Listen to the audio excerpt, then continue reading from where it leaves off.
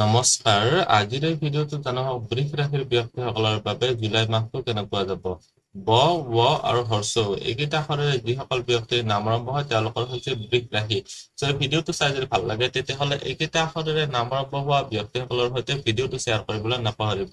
আজিৰ এই ভিডিঅ'টোত আমি এই সকলোবিলাক ভালদৰে আলোচনা কৰিম এই ভিডিঅ'টো শেষলৈকে চাই থাকিব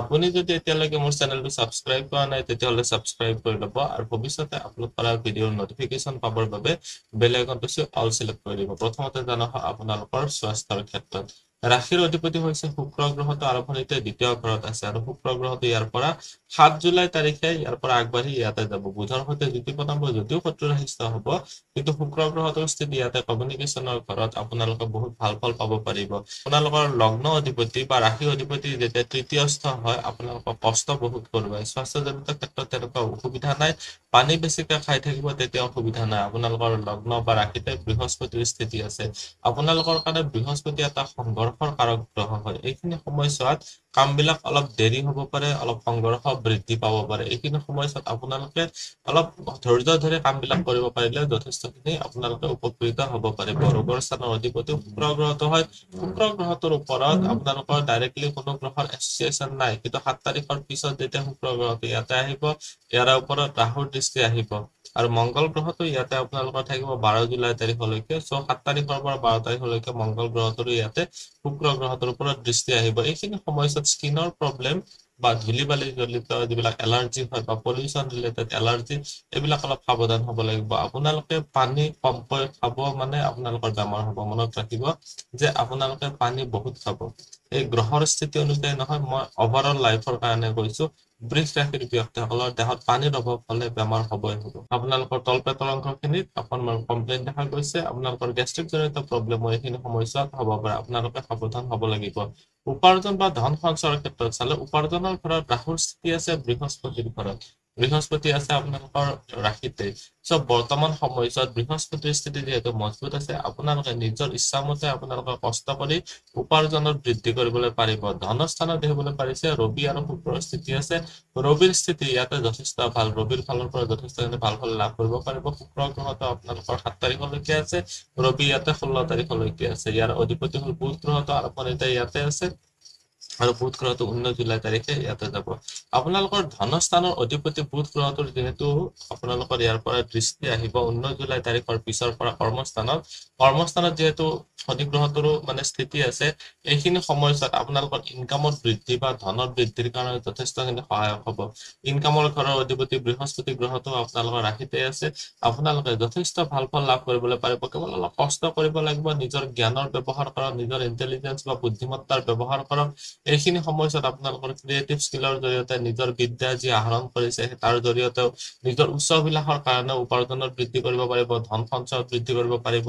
19 জুলাই তাৰিখৰ পিছৰ পৰা আপোনালোকৰ কৰ্মপ্ৰাপ্তিৰ কাৰণে ভাল হ'ব এইখিনি সময়ছোৱাত আপোনালোকে যদি ব্যৱসায় কৰি আছে তাতে আপোনালোকৰ ইনক্ৰিমেন্ট বা আপোনালোকৰ উপাৰ্জনৰ বৃদ্ধি কৰিব পাৰিব চৰকাৰী চাকৰি প্ৰাপ্তিৰ ক্ষেত্ৰত অসুবিধা নাই শনি গ্ৰহটো ৰিলেটেড যিবিলাক বিভাগ যেনেকুৱাকে চাকৰ নাকৰ লো যন্ত্ৰপাতি নিৰ্মাণ চিভিল ইঞ্জিনিয়াৰিং কলাবৰণৰ বস্তুৰ ব্যৱসায় তেল জিল জোতা চেণ্ডেল ফাৰ্নিচাৰৰ ব্যৱসায় অচল সম্পত্তি বা মজুৰি বা আপোনালোকৰ যদি সাৰ্ভিস প্ৰভাইডাৰ হয় তেনেকুৱা ধৰণৰ ক্ষেত্ৰত আপোনালোকৰ কাৰণে ভাল আপোনালোকে যদি সিমেন্টৰ ব্যৱসায় কৰি আছে তেতিয়াহ'লে আপোনালোকে ভাল ফল লাভ কৰিব পাৰিব লোহালক্কৰ বা আপোনালোকৰ যদি মেচিনাৰী ৰিলেটেড ক্ষেত্ৰত আপোনালোকে জড়িত হ'ব বিচাৰি আছে তাতে আপোনালোকৰ ভাল চিভিল ইঞ্জিনিয়াৰিঙৰ ক্ষেত্ৰতো ভালে দেখা গৈছে আপোনালোকৰ ইয়াতে দেখা গৈছে যে ভাগ্য পিতা ধৰ্ম বা গুৰুজনৰ ক্ষেত্ৰত কেনেকুৱা হ'ব ভাগ্যৰ স্থানৰ অধিপতি হৈছে শনি গ্ৰহটো বৰ্তমান কেন্দ্ৰ স্থানত গৈছে এটা ত্ৰিকোণ স্থানৰ অধিপতি হয় আপোনালোকৰ কাৰণে এটা যুগকাৰক গ্ৰহটো যিহেতু শনি গ্ৰহটো আপোনালোকৰ এইখিনি সময়ছোৱাত সন্মান প্ৰাপ্তিৰ ঘৰত বহিছে এইখিনি সময়ছোৱাত আপোনালোকৰ যিবিলাক তলতীয়া কৰ্মচাৰী থাকিব তেওঁলোকৰ ফালৰ পৰা যথেষ্টখিনি সাপোৰ্ট লাভ কৰিব পাৰিব শনি গ্ৰহটোৰ দশম দৃষ্টি যেহেতু আপোনালোকৰ লাইফ ৰিলেশনশ্বিপ বা ব্যৱসায়ৰ ঘৰত আছে অকণমান এইখিনি সময়ছোৱাত সাৱধান হ'ব লাগিব পাৰ্টনাৰশ্বিপত যদি ব্যৱসায় কৰি আছে আপোনালোকে এইখিনি সময়ছোৱাত মনোমালিন্য হয় আপোনালোকৰ বিৰক্তি ভাৱ বা হতাশাগ্ৰস্ত আপোনালোকে হ'ব পাৰে এইখিনি সময়ছোৱা আপোনালোকে সাৱধান চলিব লাগিব পিতাৰ ফালৰ পৰা বেয়া নহয় পিতাৰ স্থানটো যথেষ্টখিনি ভাল এইখিনি সময়ছোৱাত মাহটোৰ পিছ ভাগটো আৰু অলপ বেছি ভাল কাৰণ ৰবিৰ দৃষ্টিও তেতিয়া আহিব পিতাৰ কাৰক ৰবিৰ যেতিয়া আপোনালোকৰ পিতৃস্থানৰ দৃষ্টি আহিব পিতাৰ ফালৰ পৰা সাপোৰ্ট লাভ কৰিব পাৰিব ভাগ্যৰ ফালৰ পৰাও আপোনালোকৰ এইখিনি সময়ছোৱাত ইচ্ছা পৰিস্থিতি ভাল দেখা গৈছে। প্ৰেম প্ৰসংগ বা বিবাহৰ ক্ষেত্ৰত চালে লাভ ৰিলেশ্যনশ্বিপৰ ঘৰত কেতুৰ স্থিতিৰ কাৰণে আপোনালোকৰ বহুত দিনৰ কাৰণে আৰু এতিয়াৰ পৰা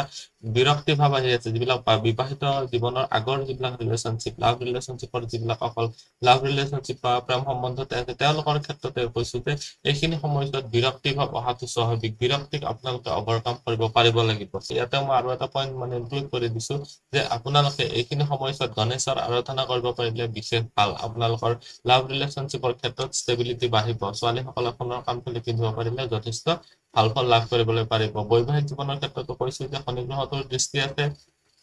ৰাহুৰ দৃষ্টি আছে, বৃহস্পতিৰ দৃষ্টি আছে, মংগল গ্ৰহটোৰ দৃষ্টি আছে। মংগল যেতিয়া ইয়াতে আহিব, ইয়াৰ পৰা মংগল গ্ৰহটোৰ দৃষ্টি আহিব। চ' মুঠতে চাবলৈ গ'লে বহুকেইটা গ্ৰহই ডাইৰেক্টলি এছ'চিয়েট কৰি আছে। তাৰে ভিতৰত শনি গ্ৰহটোৰ দশম দৃষ্টি যিহেতু আহিছে, আপোনালোকৰ এইখিনি সময়ত কিছুমান বিচ্ছেদাত্মক চিন্তা আহিব পাৰে। আপোনালোকে অলপ ধৈৰ্য ধৰি আগবাঢ়িলে হ'ল বা আপোনালোকৰ বৈবাহিক জীৱনত আপোনালোকে অলপ স্থিৰতা মেইনটেইন কৰিব লাগিব।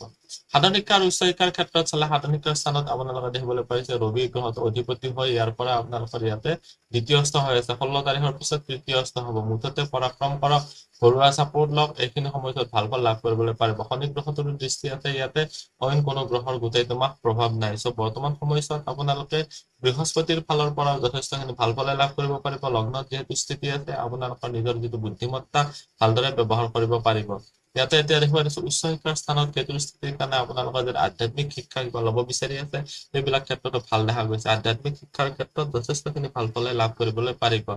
আজিৰ এই ভিডিঅ'টো বৃষ ৰাশিৰ ব্যক্তিসকলৰ বাবে জুলাই মাহটো কেনেকুৱা যাব গোটেইখিনিয়ে জানিলো। ভিডিঅ'টো চাই কেনেকুৱা লাগিল কমেণ্টত নিশ্চয় জনাব।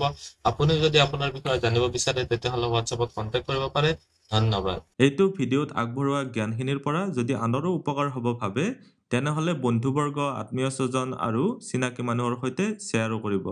আপোনালোকে নেক্সট ভিডিঅ' কিহৰ ওপৰত চাব বিচাৰে কমেণ্টত জনাব। ধন্যবাদ।